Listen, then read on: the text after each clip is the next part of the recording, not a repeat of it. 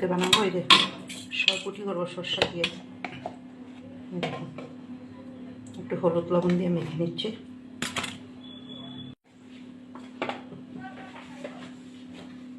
কড়াইতে অল্প তেল দিয়ে এটাকে এখন ভেজে নেব।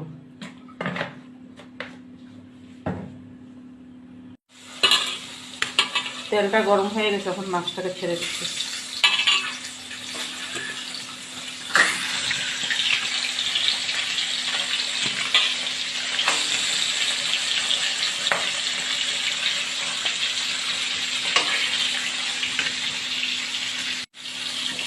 মাছগুলো ভাজা হয়ে গেছে, এখন আমি নামিয়ে নিচ্ছি।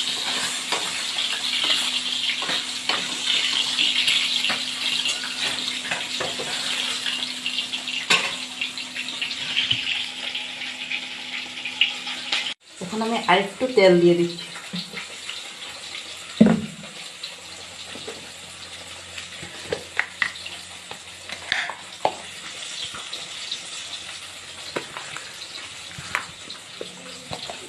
অল্প জিরে দিয়ে দিচ্ছি সম্বাসে।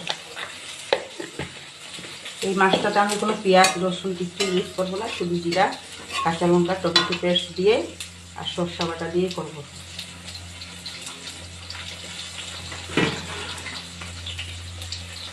এখানে আছে সরষা টমেটো কাঁচা লঙ্কা পেস্ট একসঙ্গে দিয়ে দিলাম।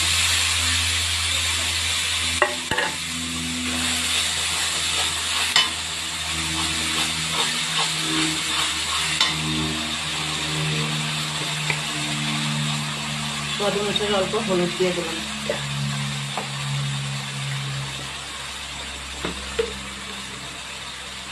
অল্প লবণ দিয়ে দিলাম।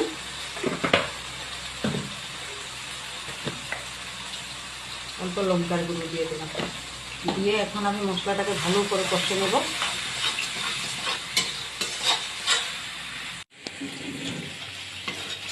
মশলাটা আমার ভাজা হয়ে গেছে, দেখেছো?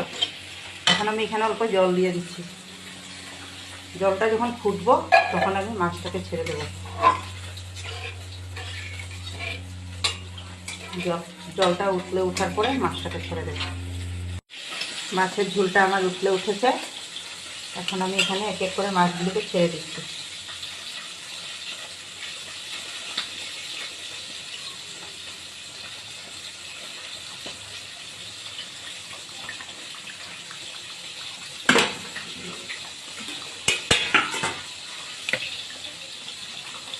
এখন এটাকে আমি 5 মিনিট ঢেকে দেব। 5 মিনিট হয়ে গেলে এখন আমি ঢাকনিটাকে খুলে এখানে আমি অল্প কাঁচা সরষের তেল দিয়ে দিচ্ছি।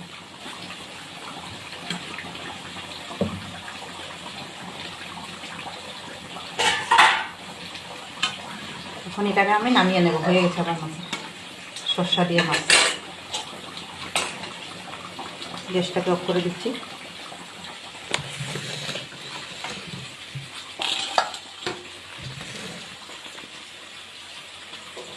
নামিয়ে নিচ্ছি।